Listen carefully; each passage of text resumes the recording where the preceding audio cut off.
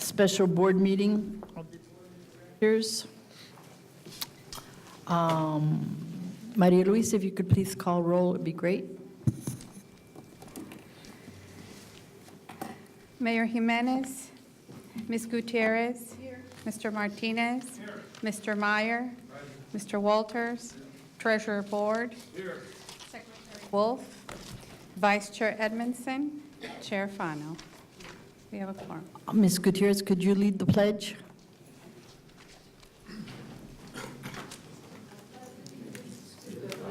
Of the United States of America and to the republic for which it stands, one nation, under God, indivisible, with liberty and justice for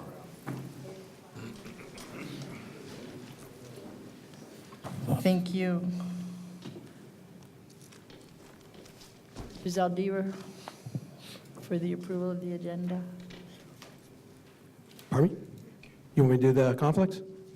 Do any members of this board have any conflicts on any item of the agenda? Seeing none, we move forward. Do we have anyone for citizens' comments today? Seeing none, hearing none, we're going to move on. The reason for this meeting is because last week when we had our board meeting, the law or the legislation had not passed, and now it's in a situation where it's pending.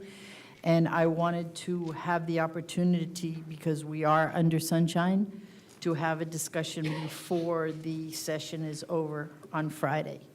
And that was the purpose of having this meeting. And I also asked staff to prepare some supporting documentations for your review and for possible discussion on what we can do in developing a plan, our options, research, all that enveloped into us doing it as a team, being collaborative and transparent, which goes back to why I'm having this meeting, because otherwise we could not be discussing this. So at this time, I'd like to let you know what's in the package. I'm going to have the director tell you what they've prepared. In your packages, board members, you're going to see, number one, the legislative action, on Senate Bill 1012, you'll see the amendment that was filed. It's similar to the Bill 141, which has passed the House completely. It is on page, if you look at what was attached to your agenda, it is on page 6 of 8.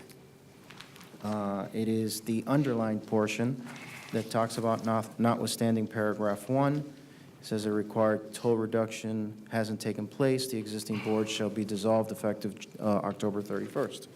So that is in your packet. You also have the House Bill 141 as engrossed by the Florida House of Representatives that passed out of the House. Same language was introduced there. What's also in your packet is, and we just handed it out, is a bill analysis on Senate Bill 1012 and the committee substitute that was introduced on March 2nd. This analysis is dated March 5th, and it talks about this particular amendment and the effects. In your packet, you also have our toll rate policy as a reference. And in your blue folders, there's a number of items. All of this is, we're prepared to discuss. We have loaded them on the system. We can go through each of the slides as the board would like us to go. But we've run different scenarios. Many of these were discussed last week at the board meeting and back in December. We've added a little bit more information to it. We ran an additional scenario, and I can let Randy Topol expand on that. There is also two pieces of documents that talk about CPI, what the historical numbers have been for CPI for last year in the South, and a graph that shows the changes in CPI in the South in the Miami-Fort Lauderdale area and West Palm Beach from January of 1998 to January of 2018. We also have a list of projects that we were able to identify that are uncommitted. They're in our work program. When I say uncommitted, that means that no contract has been entered into. It is programmed. They're ready to go. Many of the actions have already been taken by this board, but we have not entered into an agreement with either another agency where there is a partnership or a contractor or vendor for those projects. So if anything needs to be removed, this is the list of projects that could be deleted or deferred. And Madam Chair, that's everything that's in the packet. Thank you very much. We also have consultants, experts here that you can ask any questions to clarify any information. I would like this to be like a discussion, working discussion, so that whatever questions you may have or clarifications that you may need, we're able to get it today, and everybody's hearing the same thing, and it's going on the record. And that is really the purpose for having this meeting, is that we are collaborating, we are communicating, and we're transparent, both here and outside of MDX. So I'd like to open it up to the board to see if anyone has any questions, or you want a few minutes to look at these exhibits that have been put in your package. Mr. Martinez. Just a few initial questions. This is the same information we went over last week at the board meeting on Tuesday. Has there anything changed that required us to call a special meeting today that is new, other than what we went over for an hour and a half last week? I mean, the numbers that we went through an extensive presentation, both by our bondman, Randy spoke, others spoke. So I'm a little confused. Last week, we gave a guidance to staff to send this to Mr. Board in the Finance Department to come with a recommendation. In our history, we haven't called a special meeting in 3 years, except for emergency situations. So I'm just a little curious, Madam Chair, why this required a special meeting when we went extensively through all of this a week ago. Well, one of the reasons is, and I don't believe I have to defend calling a special meeting. One of the reasons is for discussion purposes. The other thing is to send a message that we are discussing this after it had been, because when we were here at the meeting the other day, it had not gone forward. Matter of fact, Mr. Rodriguez thought that it might not have even been heard. My purpose is to send a message that we are doing what we can to proceed with taking care of 836 extension and comply with all the things that are being requested of us. I am still not sure, because I think that's the message we sent when we said we're going to send it to staff, and you don't have to justify it, but we are all volunteers. Iterating it then. Okay, but we are all volunteers, and for example, today was the county commission meeting at Miami-Dade County. So there are 2 of our members who either are going to have to leave that meeting, or they're going to miss our meeting. And we literally just spoke about this last week. That is my objection to this. If we had not discussed this extensively or some change, that's understandable. But there's nothing that has been presented to me other than the fact that the amendment has changed. That is different than what we discussed last week. These numbers I was already aware of. The amendment has changed, and in addition, for the record, I've been in conversations with legislator Jeanette Nunez, and I told her she had my word that I would continue to discuss this with you as soon as possible. That's fine. I don't have another reason, Luis. That's fine. Fair My enough. reason here is to be transparent and open and continue the conversation as soon as possible. Session ends on Friday. That's fine, session, but we are not dictated by session. I understand that. I understand that. And even the new legislation gives us until October to go I forward. really would appreciate not this. I understand we can agree to disagree. As chair, I believe that it is my priority or my prerogative to call a meeting. And if you feel that, it was not necessary, I respect your feeling. That's fine. Okay. So thank you for voicing that. So then I have some questions then about what are we One looking? moment, Mr. Sure. Walters. Okay.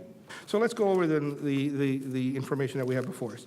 According to this, if we do the reduction, and I want to make sure staff is correct in this, according to these tablets that you provided us to, and let's go to the one that says the 5% reduction and automatic annual CPI, which I believe is page 3. If this is correct, it indicates that we will have in 2019, the total amount would be reduced from 70 cents to what, Maria?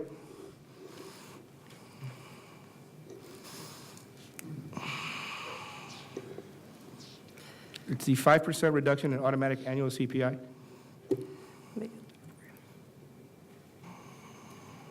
So we're at 70 cents base, and it would go down to 68 cents July 1st of 2018, which is fiscal 19.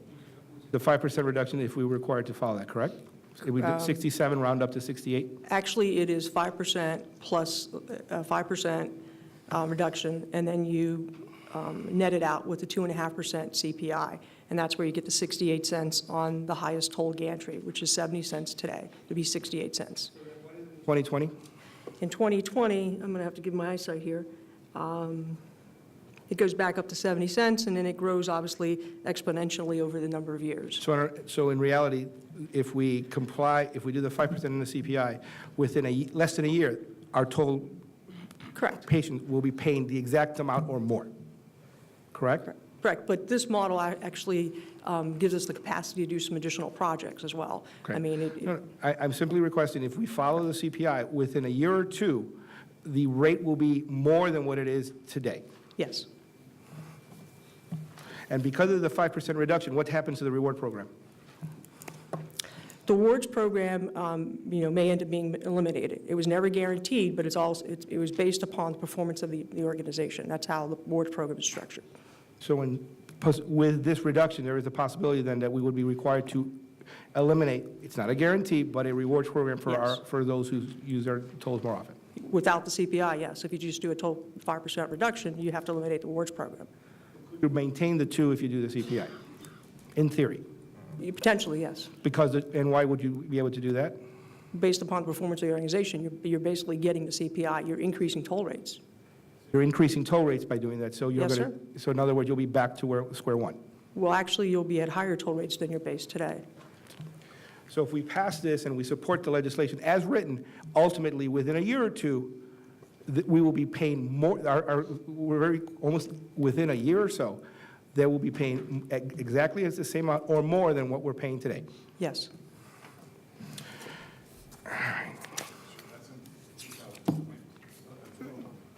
They'll save they'll save Well, 2 cents next year, 2 cents. That's Which, fiscal. So you would reduce the rates July 1st, 2018, which is fiscal 19. So the following year, fiscal 19, July 1st, 2019, which is fiscal 20, the rates would go back up to the same. So let's he is correct. So let's go this way. So if they use all three gantries on 836 going west and east, based upon the calculations we're having here, someone will save approximately 6 cents in one direction and 6 cents in another, in going in the other direction. So that's about 12 cents a day. Correct, but you're making the assumption that 100% of the users do that round trip. That's A scenario. I'm Okay, using yes. the full Monty, as like I describe it. Yes. It would be 12 cents they would be saving a day, 60 cents a week. That's worse than that's actually worse than the numbers I calculated in my head last week. I didn't add the CPI. How much in lost revenues are we going to lose pursuant to the reduction of the 5%? without the CPI or just the 5%? Let's start without the CPI. Okay.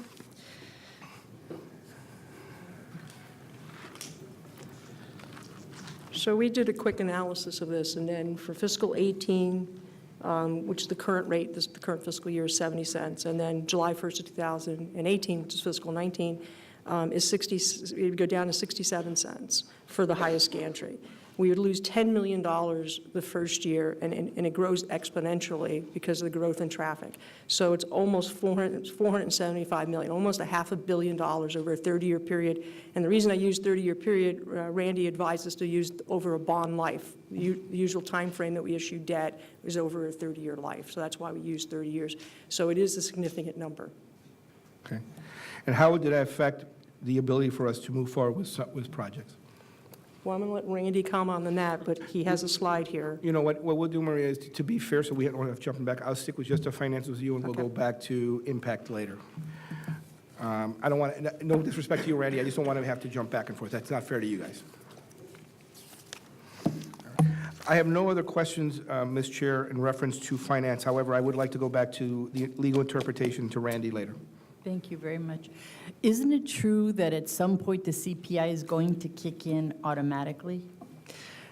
Based upon our current policy? Yes? No, our current policy says that it could potentially start July 1st of 2000 and fiscal 19. And then the board could vote it down. But remember, we go through a process of showing you what the budget is and recommending every budget period. We say it's based upon, the revenue is based upon the current effective toll rates. That would come before the board every year, and you would decide based upon the budget and the coverages and what your funding mechanism is, whether or not you potentially need the CPI. So it goes through the budget process, and that goes through an approval process. Chair, So, excuse me one second. sure. How long can we defer charging CPI? 2022. Let me grab the policy. What's Till the- 2022. 2022, so no matter what, in 2022, come heck or high water, we're going to get CPI, correct? That's true based upon the policy, but the governing board sets the policy. Should you want to waive your policy or defer the policy or, bring in a CPI earlier, that's within the governing board's ability. It's a policy that can be adjusted based upon the financial needs of the organization. Could we defer the CPI indefinitely? That's a policy decision. But is that if we put it in policy, can it be indefinitely deferred? If there's a policy, then again, if another board comes and wants to change the policy, a policy can be changed. It's not written in stone. But as it stands now, it will come to fruition in 2022 unless it's voted down. Correct. Okay, thank you. Follow up on that? Sure. So if we, however, the way CPI works, it's based on the numbers exponentially going up, correct? Yes. So if we start today, the toll dollars start to go up starting now and not in 2022, correct? Right. I believe the way it works is that you look at the current year, first year, CPI can be instituted. And if it's deferred, then it's cumulative until the third year. So it's a cumulative 3 years that it goes into effect. If I may, I turn to that, the Chart. same 5% reduction. On 2022, if we started now, based upon the 5%, we're at 73 cents, correct? Now, if we go down 5 years from that, which is the 4 years we have to wait now before we even begin, from there, it would go down to 2026, I believe, and my eyes are very bad. Mine too. It's at 81 cents, correct? That's based upon this. However, that exponential number would be altered if we started the CPI in 2022 instead of today, because the exponential numbers we'd start at 70 instead of 73 cents. It's just basic math, correct? Yes. Okay, thank you. Ms. Gutierrez? Thank you very much. Why do you think that we need to follow the bill that was enacted in January of 2017? Because it was put into law. And there's two sides. Some people believe that we should follow it, and some do not.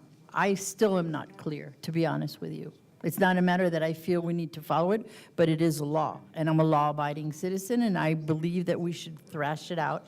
We're getting two different versions of interpretations of what that law is. Okay, but don't you think that if the legislation or the state, if they thought that they had a binding agreement, a binding bill, why haven't they sued MDX? Because it's been going on since January 2017. So why is the state not suing us? I can't answer for the state. Okay. Have you had a chance to review that transfer agreement? Yes, I have. Okay. Do you know how much money the people of this community have paid for these 5 expressways to the state? Tell me. $100 million that we paid, plus, and it included the staplers that they owned. We bought the staplers too, not only the 5 expressways, but the staplers. So my question goes back to you. In that transfer agreement, it states very clearly that we at MDX are the owners of the expressway, and we have the full authority to set the toll, to restore, to improve, to collect.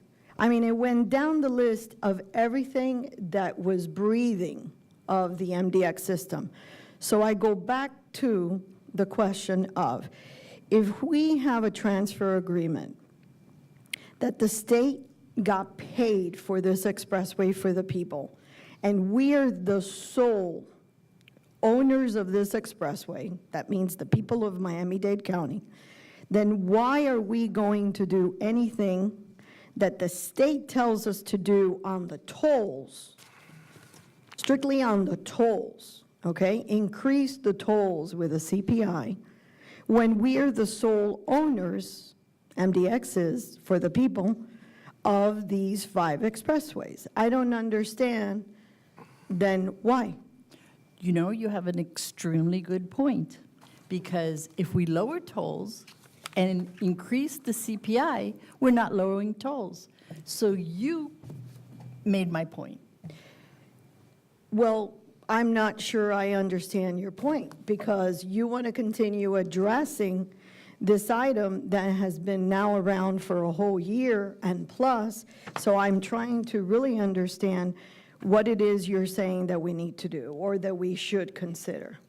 I think we should consider all options on the table because we as a board decide to do it, not because they're telling us to do it. Let me make that clear, because I'm feeling a little bit targeted here, and I need to remind everybody on this board that we are on this board together, and I am about collaboration, and I keep saying the same thing. Yeah, I understand what you're saying, I feel like Madam you guys Chair. are attacking me. I'm not here to do anything. I am the chair, but we, in my view, are a team. So I would appreciate if you understand that we're on the same team and we're not working against each other. It all depends. We are on the same board, and you are the chair, and no one seems to be attacking you, because I haven't started to attack you.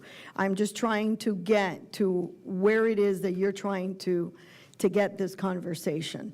If you're saying, let's go ahead and reduce the tolls, and we're going to do it independently, and we're going to do it through the process that we have established, I'm all for let's go and reduce the tolls, make sure that we safeguard our bondholders, our stakeholders, and we execute all the contracts, we fully paid them, and we honor every contract that has been executed.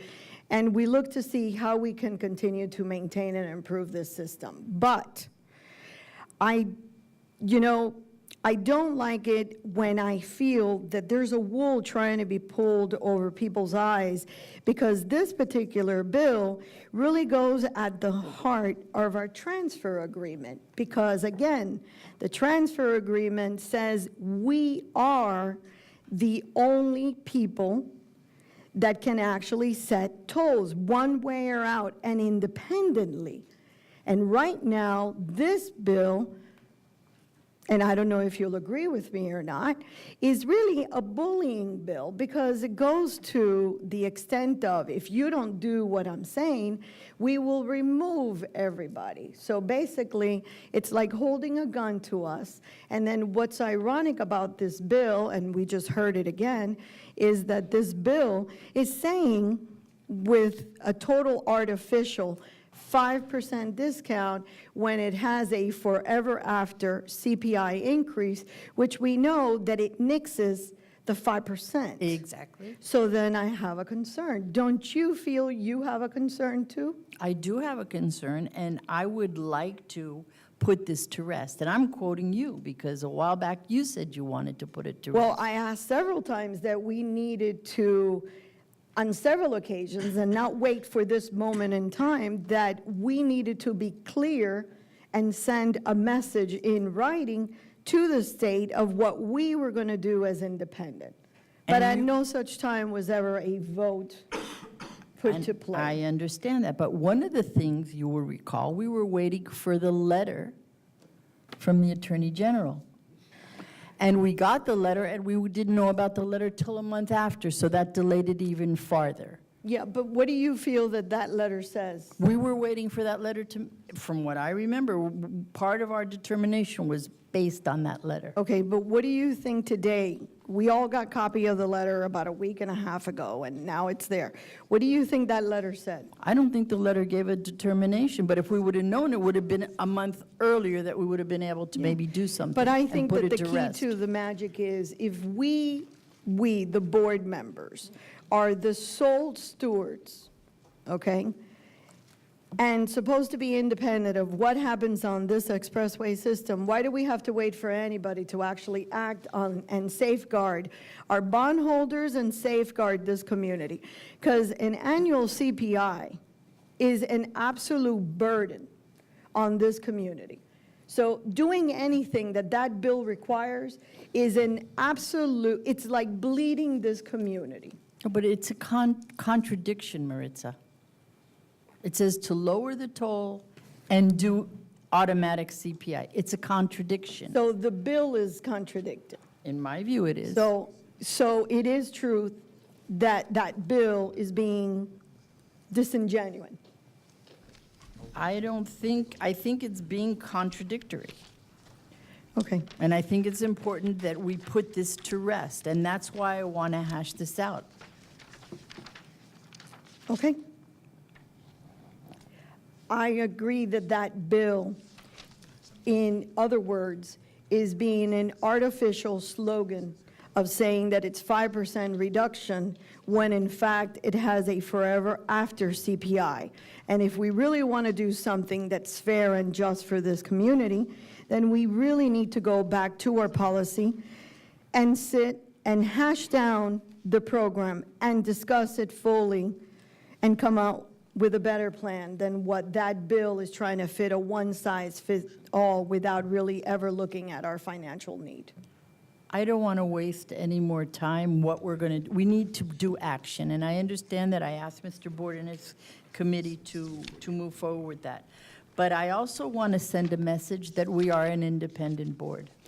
Okay, so are you putting up a question to say that we are an independent independent board, and we will do what is correct for this community? As a board, yes. And I Okay. hope that everybody on this If board that agrees is the with that. case, that you want to send that message, I have no problem of seconding that motion for you. Well, I'm not making a motion right now. My whole reasoning for having this meeting is to discuss it openly and transparently. Because we are all volunteers here, and we all really work very hard to do what's right for everyone here. And I also would like to take into the conversation the necessity and the importance of 836 extension.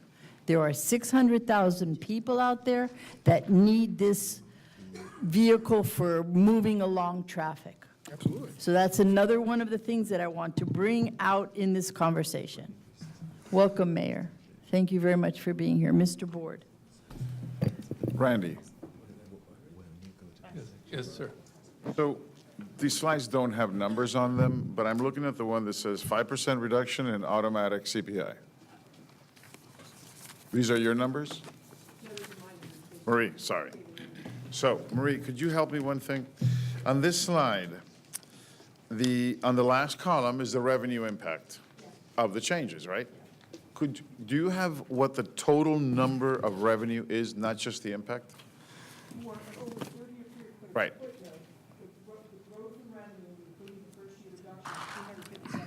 Oh, what is the total revenue, not just the impact? So, but could you accompany me and do simple math with me? If we take a calculator out? And we do, what is the current revenue? About 225 million. 225, and this period is a 30-year period, correct? Yes. Okay, so if we take 225, assuming no increases, and we multiply it times 30, we come up with $6.7 billion, right? So 6.750, if we do nothing, we're about, this is the order of magnitude of the number that we're going to get, correct? And if we look at the impact of applying the CPI and the 5% reduction, it's 357 million of increase, right? Well, it's not based upon the 225. That is only based upon the additional. I agree, Okay. but we're collecting $6.7 billion of Correct, tolls. over a 30-year period, yes. Over a 30-year period. And the CPI increase is $357 million in the same 30-year period, correct? So if we do take $357 million and divide it by 6750, the net result over a 30-year period of the impact of applying this is an increase of 5.2%. Right? So the amount, the total effect over the largest period of life that we can look at is a 5% increase on these tolls, right? On this community, Correct. $357 million in 30 years. Correct. But we are actually collecting $6.7 billion from them. Correct. Correct. Randy, question. So just to clarify. Yeah. But on your analysis, your funding mechanism, you're looking at it over a 30-year. Your funding mechanism has to be a short window period of time. Yeah, of course. When that's being removed. Yeah, no, I'm just thinking, I'm trying to understand what the impact is to the community that we are obtaining from them $6.7 billion as it is today, and that if we apply the CPI over a 30-year period, that is going to draw an additional $357 million. But the impact is not the CPI. The impact is the $6.7 billion that we collect today. That's the big number. And I wanted to ask Randy to see if you had this projection. If we did collect those extra $357 million in that period of time, what could we leverage those funds into in terms of our ability to bond it out, to bond it? We did not look at the full CPI max leverage And I wonder why. because, You weren't curious to find out what the bonding ability was? well, the bonding ability will come over time. Okay? Right now, up front, for the next, to 2026. Right. We'll be doing all the capital projects. It accumulates to $1.74 billion that's on the books right now, Right. that we're going to actually make expenditures for. Okay. The amount of money that we can leverage during that time, we're taking ourselves up with some capacity. As you'll notice, we'll have, out in 2029, we'll have a substantial more additional capacity.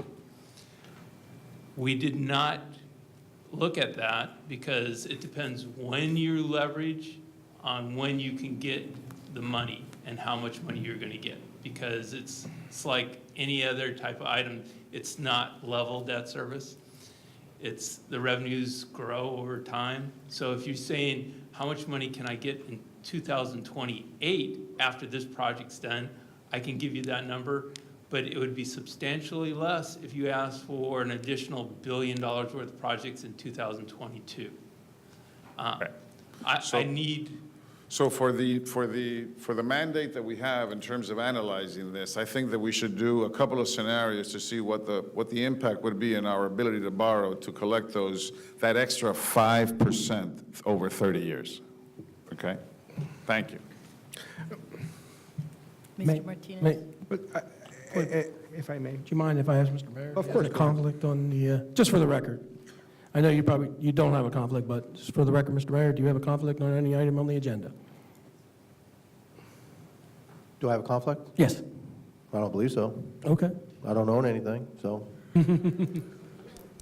Outside of my house.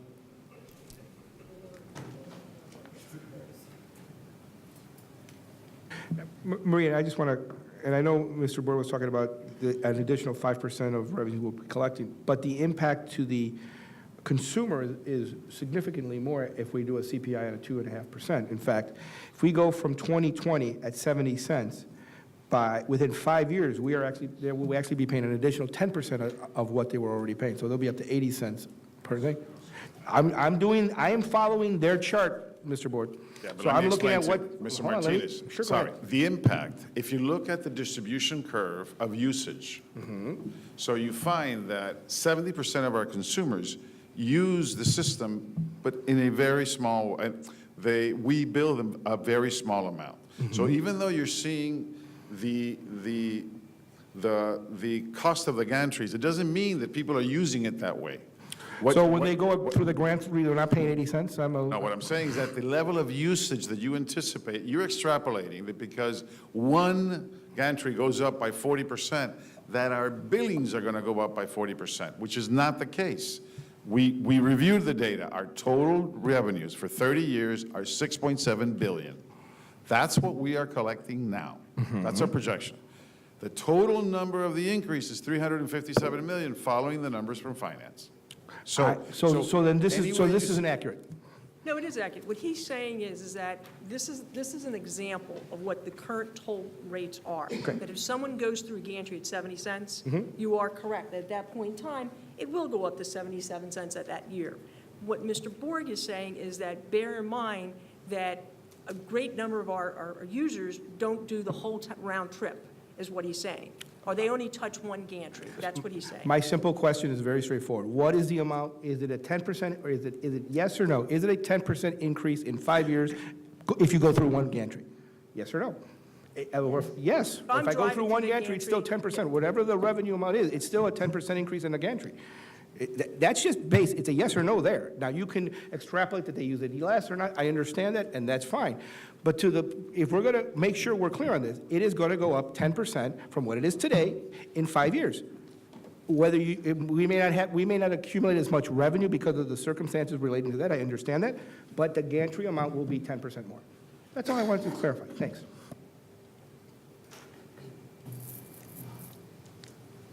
Anyone else? Mayor? I have a complaint. Myself and Commissioner Edmondson are at a county commission meeting today. Is this a special meeting? All right. And so I would hope that in the future, that you would take in consideration that 2 of your members have meetings that have been scheduled for years in advance, and that to schedule a special meeting when myself and the vice chair may not be able to make it is inherently unfair. Okay? So I don't know, Madam Chair, if you knew that we had a meeting, and if you didn't, then the executive director should tell you that we have a meeting so that we don't find ourselves in this position anymore. I understand. I also understand that our meetings are usually on Tuesdays, so I appreciate that. I understand. I think that they usually start a little bit later, correct? Around 4? Okay. So this is just to say that, A, I was unaware of the meeting. I was told by the meeting by our chair, and so the vice chair can't be here because she has another meeting that she has to be at. Which is one of my points. We are all volunteers on this board. And to be threatened to be removed from the board is one of the things that I've taken really seriously. And I think it's disrespectful, to be honest. And that's one of the reasons I wanted to make sure that all this was discussed. And I appreciate the fact that I apologize for doing it in an inopportune time. That I did not take into consideration, Mayor. Madam Chair, that's why I asked the question if you knew, because if you didn't, then our executive director should have told you. Okay, so I'm not blaming you. I'm not taking it as Okay. blame. I'm trying to be as, hard-skinned here as possible. We are all volunteers, and we're being given a threat that we're going to get kicked off if we don't do this and that. And that's one of the reasons that I felt that it was important that we send a message before the end of session.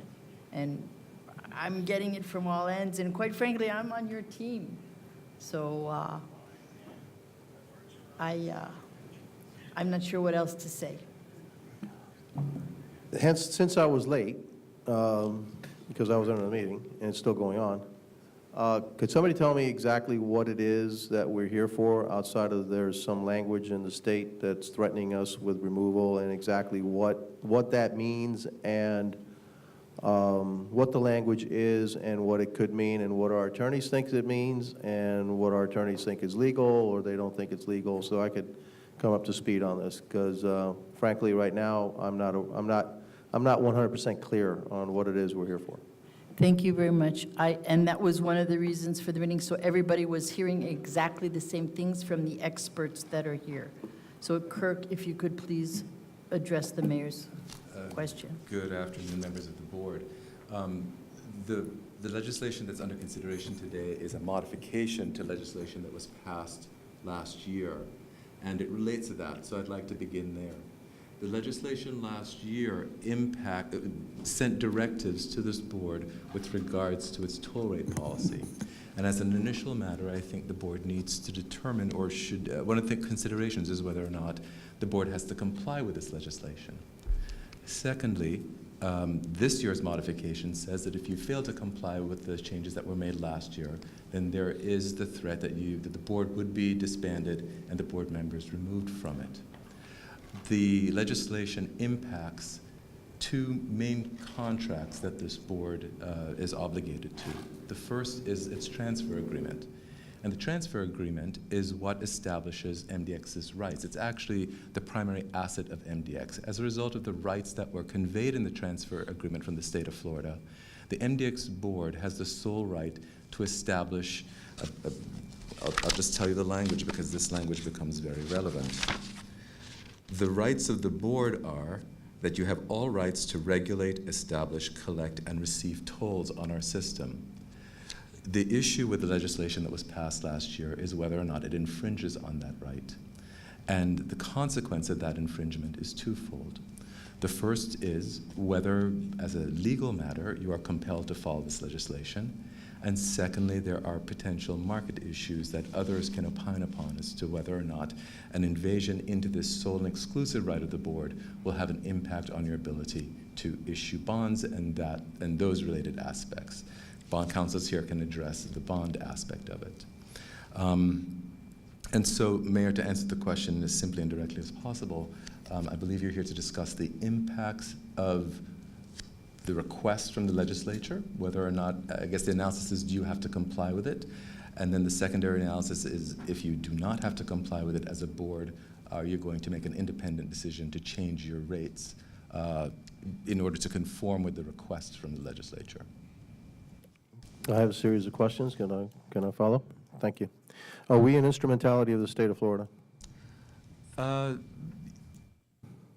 I believe you are an instrumentality of the state of Florida, yes. So we were created by the state of Florida? Well, you're actually created as you were created by Miami-Dade County under the authority established by the Florida Expressway Act. And so the county has rights on the board just as the state of Florida would have rights on this board. Does the Turnpike Authority have similar language in a contract with the state of Florida in terms of their exclusive right to manage rates, et cetera? I'm sorry, Mayor, I'm actually unable to answer that question. Does the state of Florida, from time to time, ask or tell the Expressway Authority to regulate its rates? The Expressway Authority? No, the Turnpike Authority. I believe the state of Florida does have that ability. In fact, I've seen legislation where the state mandates what those rates can be for certain portions of FDOT, is my understanding. So it would be, for me, it would be very important to find out if the Turnpike Authority had the same kind of contract with the state as the Expressway Authority, in the fact that it had the sole ability to raise or lower rates rested with the Turnpike Authority. But you don't know that. No, I'm not familiar with the statutes that govern the Turnpike Authority, no. Was the MDX created through a state of Florida vehicle, through a statute of the state of Florida? The statute authorized the creation of expressway authorities generally. I believe Miami-Dade County Ordinance is actually what created Miami-Dade Expressway Authority. A Miami-Dade County Ordinance created it, and there's no state legislation that runs concurrently with that? Yes, 348 authorizes a home rule, Miami-Dade County, a county, to create an expressway authority. And the statute enumerates the rights that an expressway authority has. One of those enumerated rights is that you would have this control over the toll setting authority. And I used the word toll setting sort of as a shorthand to mean all rights to regulate, establish, collect, and receive tolls on the system under that authority's control. If this is, you said this is creation of Miami-Dade County, can Miami-Dade County rescind the creation of this authority? Mayor, I am sorry, I am not prepared to answer that question. I mean, if we created it, then if you say Miami-Dade County created it, then Miami-Dade County could uncreate it, or does it need the state of Florida to uncreate it with us? I am unprepared to tackle that question today. I'm not saying that we will, I'm just saying, can we? I mean, that's all. Don't, you know, don't take my questions to be leading in any way, shape, or form. I'm not okay? getting nervous. I just think I need to recognize the limits of my knowledge and to share the deficiencies of that knowledge with you so that you don't rely on anything I say inappropriately. Okay. So you're an attorney? I am. Okay. So if we did not abide by the legislation that maybe is going to be passed by the state of Florida, and so I just kind of want to take this into its logical conclusion. So if we don't do that, then I would assume that the state of Florida will take measures to remove the members of this board. Assuming that the legislation that was passed passes constitutional muster. Well, I'm not, that's a question that's going to be debated after they take their action, all right? So I'm trying to figure out what the actions are. So if the governor removes this board, does the governor have the right to remove this board? Kirk, I looked it up. It does say in the statute, the members of the authority may be removed from office by the governor for misconduct, malfeasance, misfeasance, nonfeasance from office. So I think I don't want to put words in Kirk's mouth, but I think that what he's saying is that if you're removed, I don't think you could be removed for not following an unconstitutional statute. So that's going to be debated after we're removed. No, we could move forward here in Miami-Dade County on getting a decision from a judge of Miami-Dade County whether That's a hope. whether it's constitutional. That's a hope. You get an injunction against it. Correct. That's not 100%. No, that's not 100%. Okay, so you're rolling the dice that a judge would stop the removal of the board members here. No, I don't think that we would get to that point. I think that if we were going to challenge anything, we challenged the statute from last year, whether we had to comply. Right. You could do that, but then if the governor removes the board, right?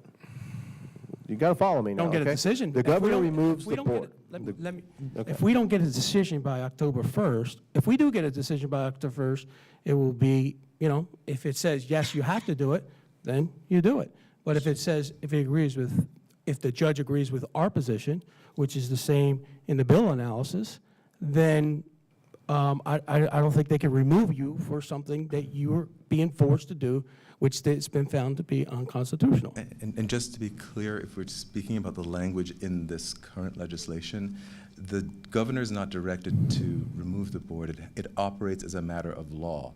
And so I believe that would be a different analysis than the government removing a board member for cause, which was the list of things that the general counsel just read down. This statute says that the board would dissolve by operation of law if it failed to meet the test of the previous statute that's also at issue.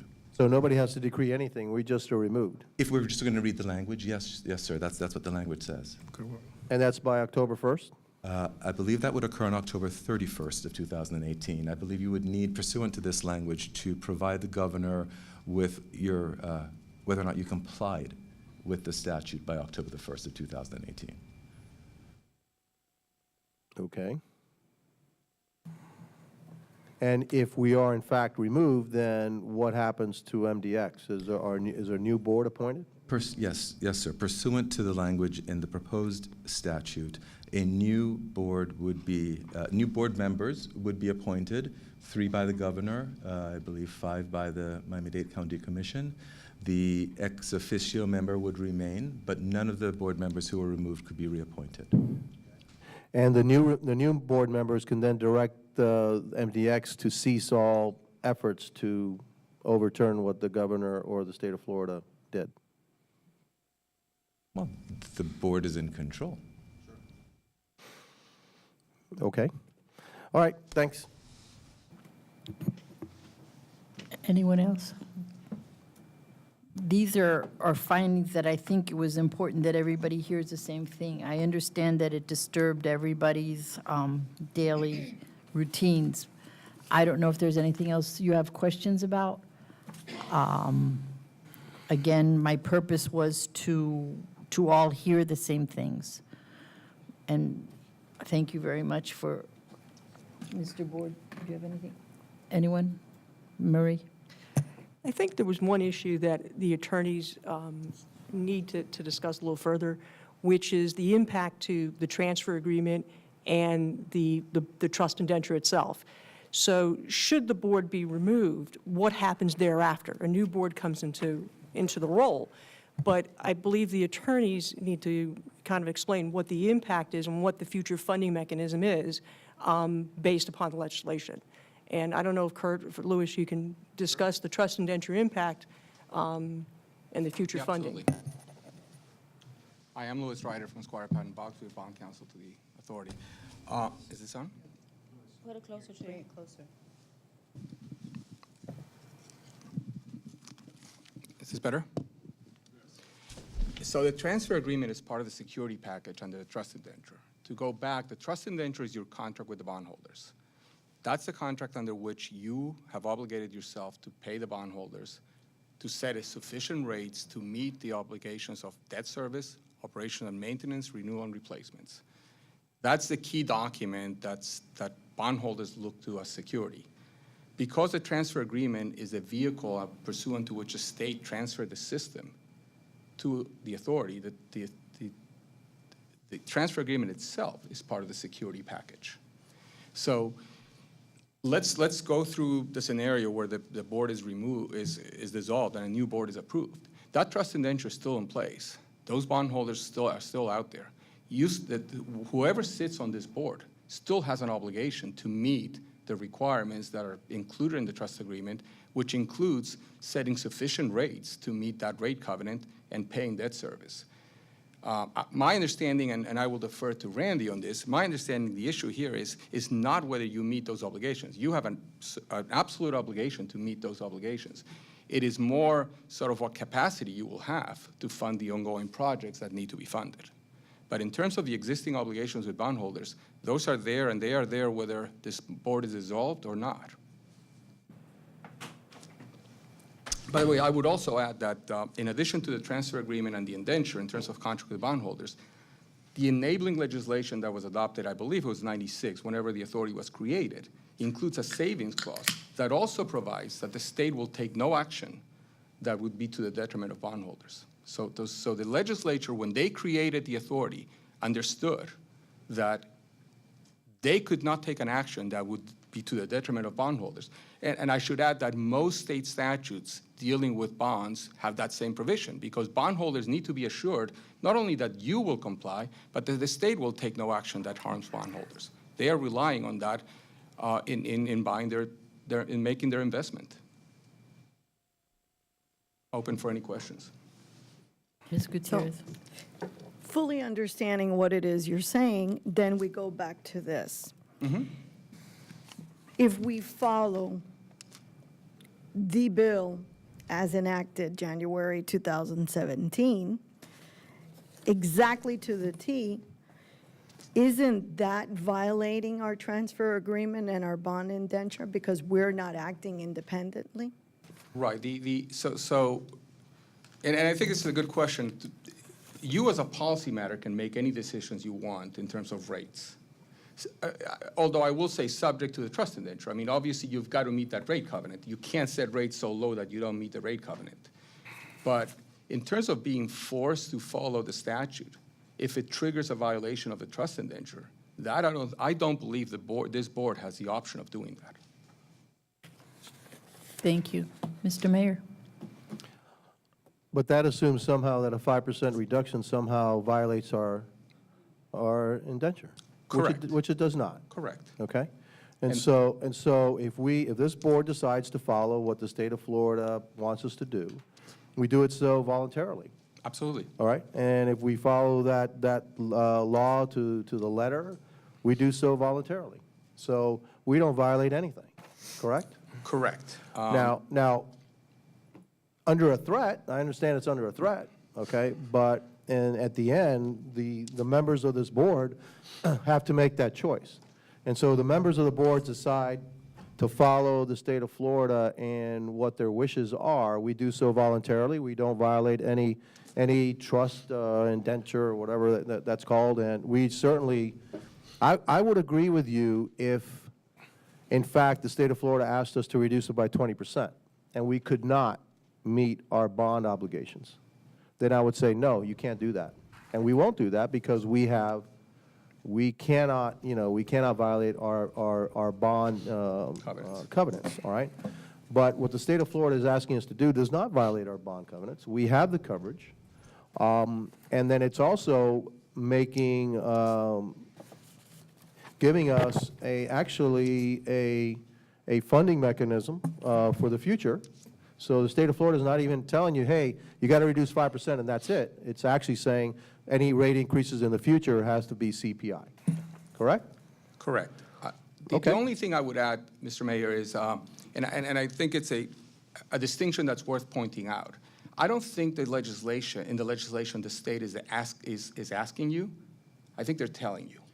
And that's sort of what becomes an issue in my mind as bond counsel. And I should add that absent amendments to the legislation, and I'm not talking about this year's legislation, this problem started last year. I will tell you that we, Squire Patton Boggs, as bond counsel, would not be in a position to give a clean opinion on future bonds. Because the legislation creates issues in terms of inconsistencies within the trust indenture and what the legislation provides. And because of that, we need that resolved, whether it be through a fix in the legislation or a judicial ruling in terms of which one applies before we can give a clean opinion. Sure. And the problem with municipal bonds, and Randy can fill you in, is unlike other areas of law, bond opinions are absolute opinions. We basically give a clean opinion. They're not reasoned opinions. We don't go through an analysis. What the investors want to know is that the bonds are enforceable, the trust indenture is enforceable, and the bonds are tax exempt. And we can't usually put in caveats. So that's what makes it more troubling in terms of the current legislation, Mr. Mayor. But doesn't the legislation also say that except for bond agreements? In some places it does, in some others it doesn't. So there are some provisions that need to be cleaned up. You are correct. They try to deal with those in some provisions. My recollection is last year's act had 5 or 6 different provisions. Some were dealt with properly, some were not. And this is a matter of drafting. The intent may have been to do that. I'm not suggesting the legislation that was doing something, was intending to breach your contract. All I'm saying is the language does need some cleanup. But it seems to me that was taken into consideration when the legislation was passed. I That think we would not be forced to violate our bond covenants. I think in some cases it was, in some cases it doesn't. It may have been an oversight. I'll give you one example. The indenture contains a flow of funds. A flow of funds is how you pay your obligations. You basically pay operations and maintenance first, then debt service, then your reserves, then reserve maintenance, then there's a general fund that allows you to pay other obligations. The way the statute provides for the mandated application of monies, it ignores a few of those funds. And you don't have a choice. You have to abide by the trust indenture vis-a-vis bondholders. So that's just one example. Again, I think we can come up with language to clean that up.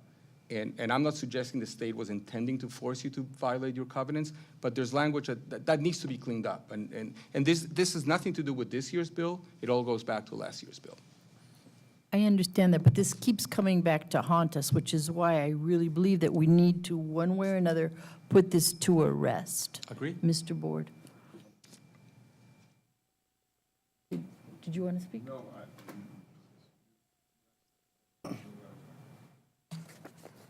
Anyone else? Mr. Meyer? Just a quick question to try to recall exactly what was in the 2017 legislative bill. Because we keep referring to it, but my apologies. That's all right. Although I I'm don't remember 32, myself. my memory is very hazy. Sure. Package, just for your reference. It's in, I didn't see it. No, it's I not saw in the this year's. package. It's not? I thought you put 2017 it is in. not in the package, sorry, no. It's okay. take that I back. did look I thought they for- put it in there.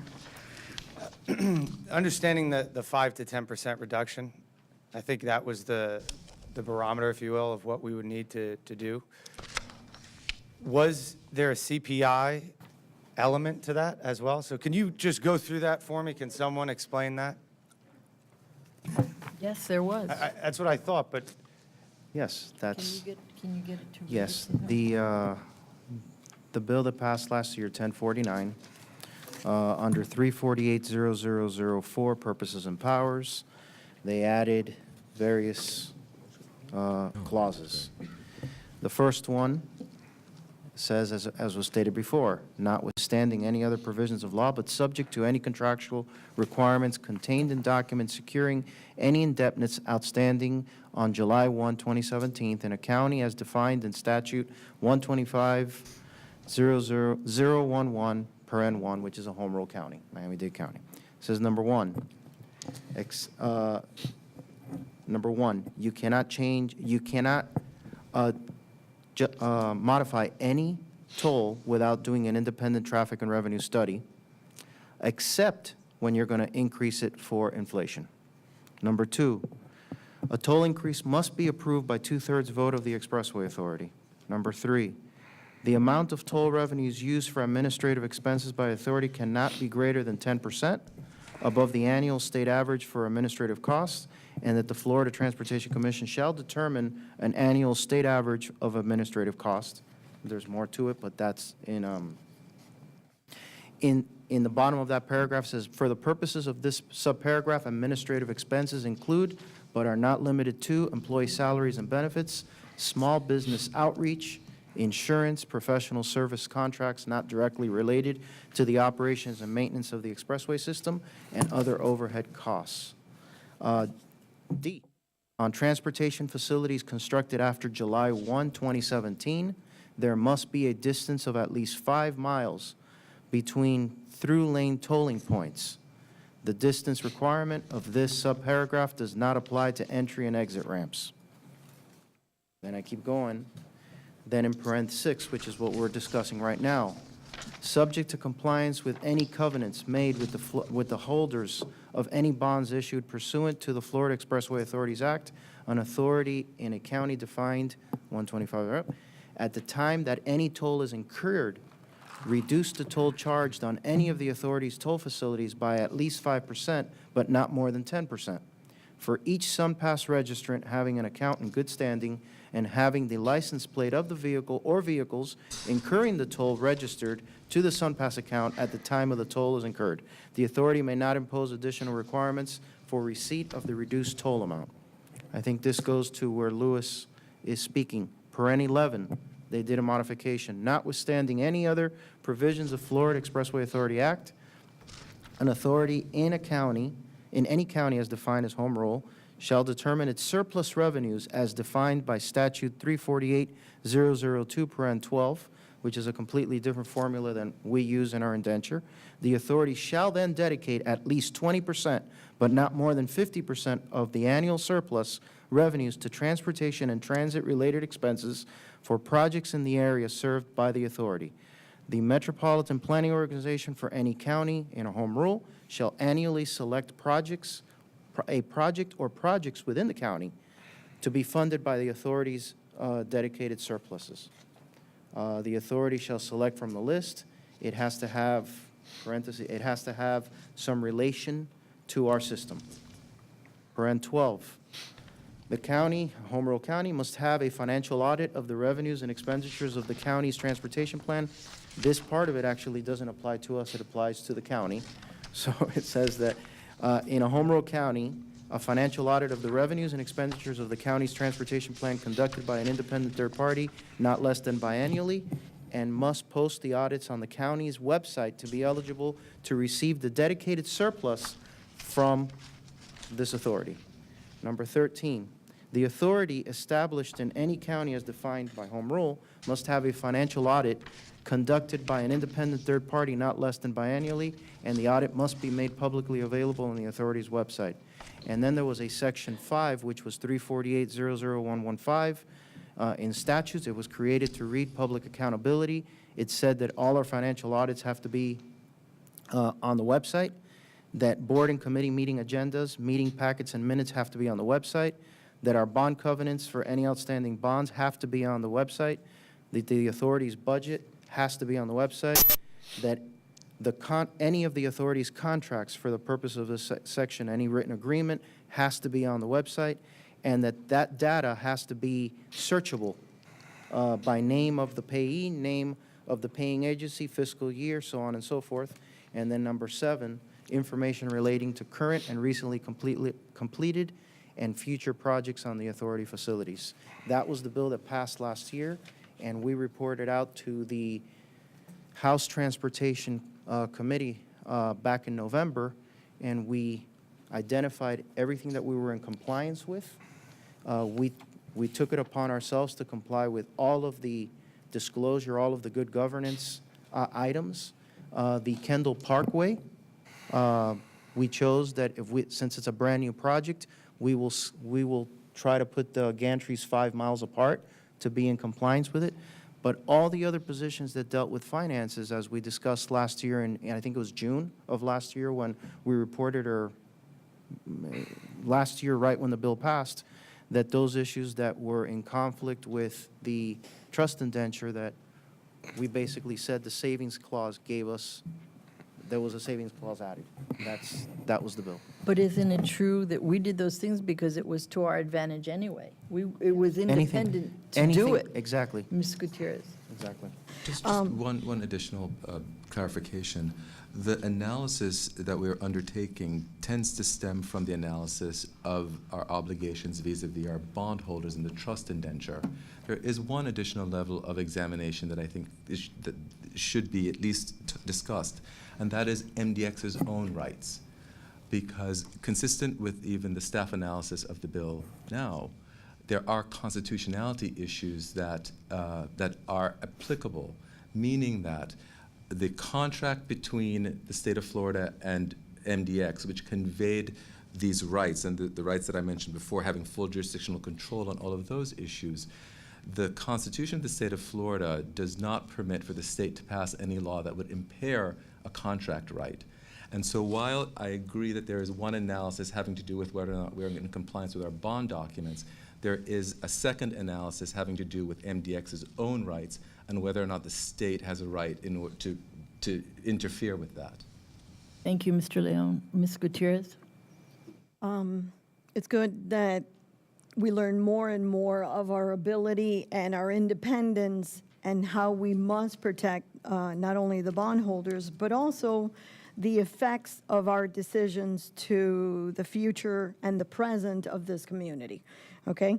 And mainly the toll holders. It's very obvious that that bill is looking for a CPI. It's very obvious that that bill is directed to following the money and getting to the bottom of the money, and with the CPI annually in effect, it's a perpetual increase of tolls forever and ever and thereafter. But with the premise of a 5% discount, which is, it's an artificial number. Hence, we all understand that. So I have a couple of questions so we can get to the end of this meeting. When was the last time that we did a CPI increase in our financial plan? Thank you. The current work program, as it was presented to us and approved, did it have and did it contemplate any CPI increase? No, ma'am. Okay. Do we need right now a CPI increase? Randy will tell you yes, Of course. but I believe, Oh, the treasurer will tell you yes, too. He loves money. I believe the financial structure we have today is sound. So the financial, say it again, please, and a little bit louder, because I didn't hear you correctly. The model and the structure we have today is a sound model based upon today's work program, so I want to caveat that. So if there's additional needs, then you may be in a position to have to institute CPI. So again, we don't need a CPI right now every year. With the current work program, the answer is no. Okay.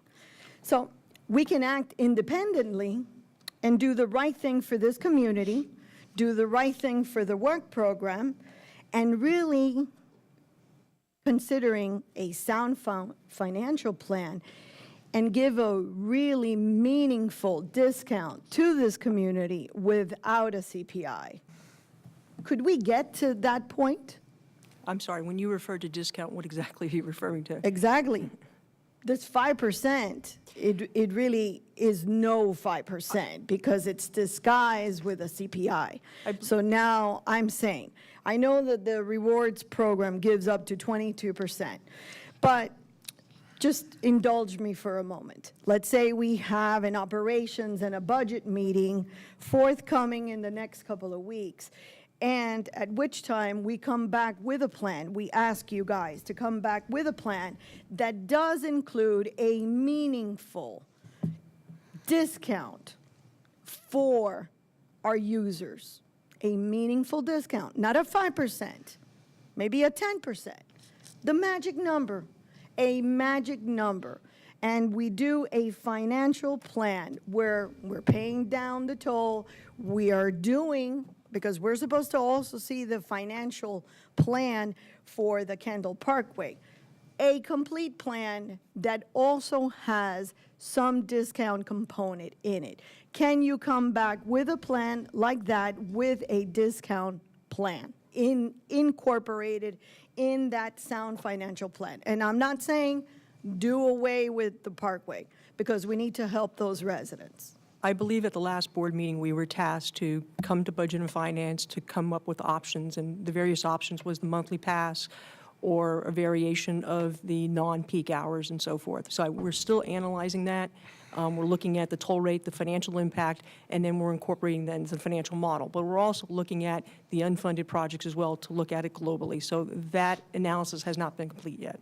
Okay, so how soon will staff be ready to come back that we could look at this holistic financial plan? I believe we've tasked our traffic and revenue consultants to give us various options on the Kendall Parkway, and we wanted to incorporate that into the entire model, the current base model. So I would say April, May timeframe, we would be prepared to give you the overall financial view. Okay, thank you. Is there anything that stops us from complying with the state requirement now, giving the 5%, and would anything stop us from giving additional discounts in the future? When you state compliance, I think that's problematic from a legal perspective. But if you want to conform to what the bill says, there's nothing to stop you, your policy board, and you can choose to do that. And we can also then continue with any studies that may give additional discounts to the motorists, and the state will not stop us from doing that, right? Correct. But whatever you do from a standpoint of a revenue impact, it does have a financial impact to the work program. Well, no, but, you know, Ms. Gutierrez was talking about 10%, et cetera, so that's beyond the 5% that the state is asking us. So we actually have capacity to reduce rates even more than the 5%. Nothing is stopping us from, even if we comply with this state law, from doing that in the future, right? To conform with the state law, you can choose to conform. Conform, comply, follow, whatever, okay? It doesn't mean that we cannot do that in the future. This correct. particular law doesn't stop us from further reducing the rates to our ratepayers, correct? Correct. Okay. And nothing stops us also from complying or conforming or whatever, you know, word you want to use with the state law and then challenging it after the fact. Does it? After the fact, from when? In other words, this board can decide to, okay, you know what, I'd rather not take the gamble. I think I'd rather give the go ahead and comply with it, all right? And then you can always challenge it afterwards. Is that true? Certainly, the unconstitutionality, I don't think, would be cured. I think the issue, and given that we're now relying on a third party to read and interpret these documents, this is an opinion that I'm giving, and it's certainly dependent upon what a judge would hold. Would waiver arguments come to bear on a judge's analysis as to our delay in enforcing our rights? I don't know the answer to that question. Whether the statute becomes less unconstitutional, I think clearly it does not. So this board could voluntarily This say, board could this adopt board could policy. adopt the policy voluntarily, and then challenge the constitutionality of that particular statute. That is consistent with the everyday actions of the board. So you could do one and then go ahead and fight the constitutionality of that statute afterwards. Whether the state has a right to infringe on your rights does not go away. If the board determines to set its policy to do something, that is the board's right to do. So we can do that, so we can have our cake and eat it too. I think you can have your cake and you can eat it too. Absolutely, okay? Because you have a threat right now of something happening to this board, but you can actually, as a board, decide, you know what? I think we want to do that, and then challenge the constitutionality of the statute in court. And then we would know one way or the other whether the state has the right to do what they did to begin with. And then actually settle the matter, one way or the other. Yes, I believe there are other factors that the board may want to consider in undertaking that action. But if the ultimate question is, the board is empowered to set its own policy, and that policy can take the form it chooses. If that form happens to be in the same form as the law that is being proposed, that is the right of the board. So a few comments. So going back to your legal opinion. Which one? Me? You, yeah, Sure. as the bond lawyer. So if we did something similar to that, you have indicated that you would be concerned about the type of clean opinion that you could provide. Now, knowing that what you've just heard, do you have a different conclusion? No, because my concern is not as with what action this board takes, it's with the language in the statute. The concern of our firm is more about the language of the statute. There are some saving clauses in the statute that are very helpful. Some other provisions do not have a savings clause. They create a conflict between the statute and the trust indenture. And because we give an enforceability opinion on the trust indenture, we have to take an exception for those inconsistencies. And my understanding is that that sort of, and I will refer to Randy, who saw what we would be willing to give. I think Randy believes that would create a problem in the marketplace in selling the bonds. I don't know if that means they couldn't be sold, or you would end up paying a much higher interest rate. But I'm confused. Sure. If we don't follow and we exert our independence. Right. Then why would your opinion change? Because an approving opinion is an unqualified opinion, while this act is out there, statute is out there, if that statute is deemed enforceable by a court, we've got a problem. So the reason we're saying is there's two solutions here. One is we go into court with a declaratory action and have the court tell us, you know what, it's unconstitutional, you don't comply, then we're back to square one. Or we clean up those provisions in the statute at the next legislative session so that we don't have that problem. I think there's two paths to follow, if you will, but they both go to the same point. Mr. Martinez. Thank you. I'm going to ask this to all the attorneys and staff. Is there any legislation that exists in the Florida legislation that puts this types of restrictions and this type of requirement on any of the other authorities in the state of Florida? Or I never asked a question, huh? I'm just curious. Well, maybe I can answer a little bit different, Mr. Martinez. I can't tell you. Singling out, it seems to be all of this legislation is singling out the Miami-Dade Expressway Authority. And there are other authorities in the state of Florida that are also, Mr. Mayor, controlled and influenced by the state of Florida. So I'm just curious, is this type of legislation being applied statewide, or are we simply the exception to the rule here, for lack of a better word? I'll use that term. Do we know of, is there any other? No other authority this is applied to. So let's It's be only clear, us. no other authority is being told that they have to reduce, they have to increase, they have to do this. None of them are facing any of this type of legislation. No. Randy, isn't that also going to play a role in the interpretation of our bondholders no matter what we do, there's a potential that there's a greater concern with our bonds? I'm just confused about that part. That is something I'm trying to comprehend. Your one asset that you sell is your ability to set and maintain tolls. That is your one and only asset that you have. If we can conform this so it does not damage that asset, then it should be okay. But if any of these actions can be viewed, again, this is not a science when you're talking with rating agencies. They can just take a look at the perception that you have a hole at the top. You currently already have a hole at the bottom of your buckets on your revenue streams. So that's already a negative that's taken into account in the ratings. But they've always viewed that transfer agreement as the sole asset that cannot be impugned. If they perceive, that's why we have to be very careful with wording and everything else, that because you have the full right to reduce tolls as long as it meets the revenue projections. You can do all the things that a management should do.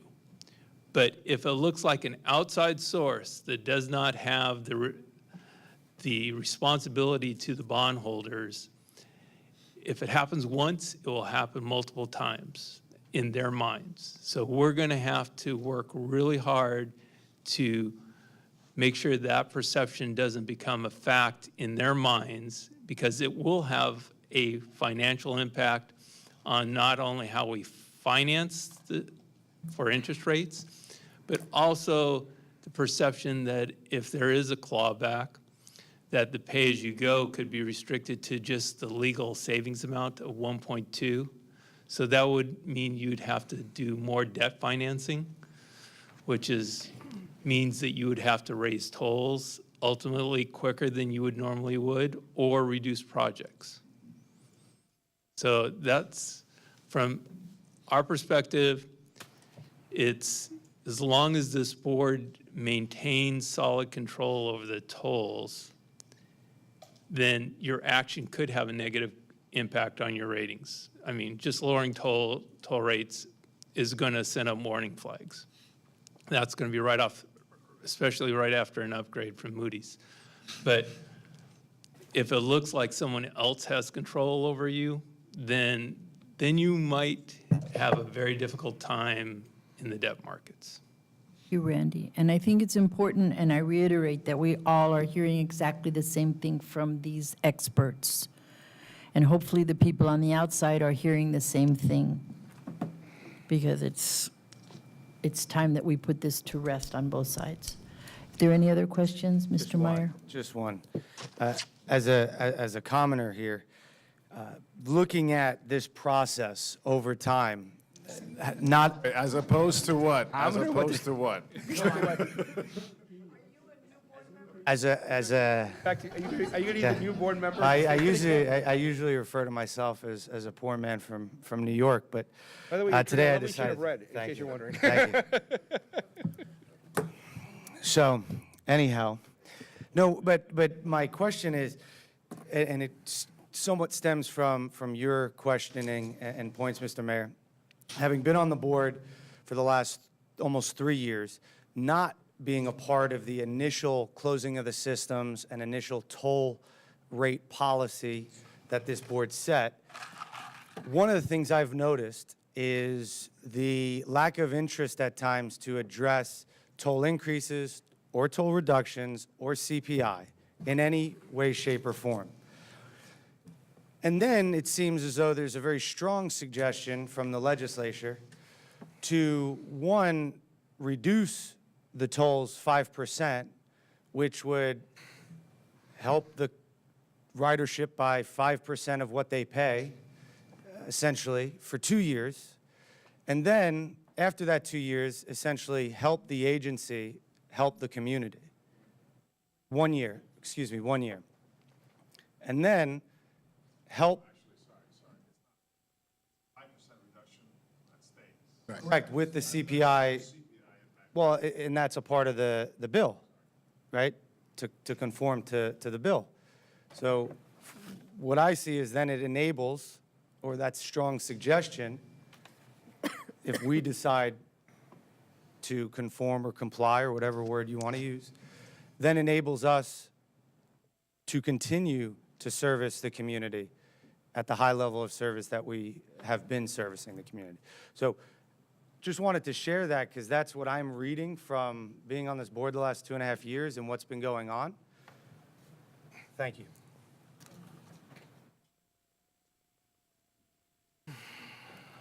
Just one more comment. The law as written,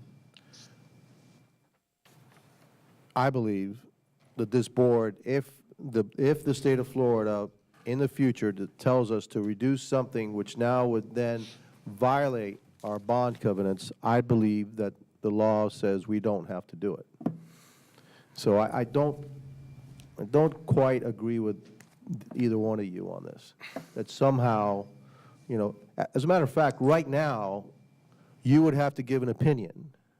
Right now, if this law passed, you would have to give an opinion that, well, we're not too sure about, correct? Mr. Mayor, Because you don't know the guess- applicability of the law. Mr. Mayor, I guess I would go back to what Kirk started. I don't think the problem starts with this law. The problem starts with 2017, and that problem has never gone away. So if And I somebody, believe- if somebody I were to ask believe- you, if somebody were to ask you an opinion right now, what would you say? I guess I would ask you, when you say an opinion, what do you mean? We're going to issue bonds. We're Yeah, going to issue a I think bond. we've We're going to already issue a said. bond tomorrow, okay? We've already What's your opinion? Well, our opinion right now is that we could not give our standard clean opinion. We have come up with language, we've suggested, but we could not give a clean opinion right now. And it is not because of this bill, it is because of a 2017 bill. But, so one way or the other, we have to put that to bed. Agree. One way or the other, we're going to have to challenge that. Either you clean up the bill, Agree. or you have to challenge it and say that it's not constitutional. We're fully on board with your. And by the way, I agree with that. Yeah. Okay? I may be in disagreement of what we do, till then, because I wasn't here when the rates were set. It seems to me that we have the capacity. And so, as a board member here, we have the capacity, and yeah, somebody told me what to do. Okay, fine, somebody told me what to do, but something actually I want to do, okay? So, thank you, all right? So, I may want to do that, all right? And the fact that the state, the way I look at the state is, look, they're saying give a 5% reduction and give relief to everybody that's using the system right now, which I'm in agreement with. But they're not saying you can never raise the rates again and that's it, because they give you a CPI. So in essence says, we understand that you have to service, this and expand the system, and we're giving you a mechanism to do that. I don't find that to be unreasonable, to be honest with you, okay? So, I guess you know where I stand. And with the fact that we have to take this to court anyway, because we're not going to get a good opinion anyway from our bond counsel right now, because we have this over our head. So we need to take it to the state and say, look, we can't get a good opinion. You either have to clean this up, all right, or we're going to have to challenge you, and probably have to challenge you anyway, because you're not going to be in session.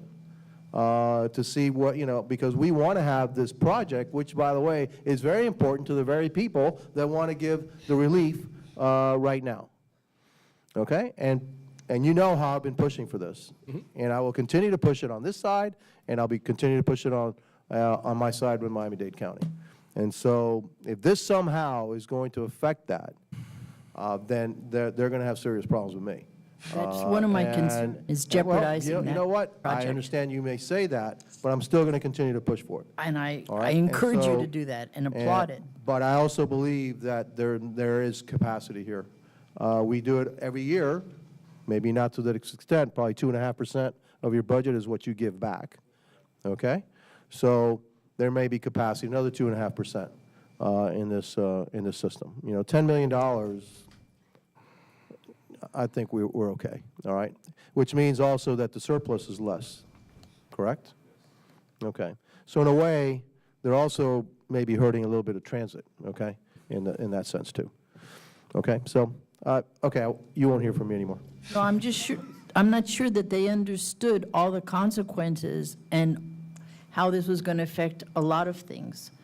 So I'm glad we had the opportunity to air this out, and Mr. Board, my request stays. Madam Chair, first of all, thank you for convening the meeting, because I have discovered a lot more information from this gathering. It was unfortunate that the timing was in conflict with other prior commitments, but knowing that, as a matter of fact, we will not get an unqualified opinion is very material. And I think that you've laid out a path that allows us to buy enough time to measure whether we can cure that or not. So I found the discussion to be very enlightening for me. Thank you. Thank you. Thank you, everybody. I really appreciate your time. Okay, thank you.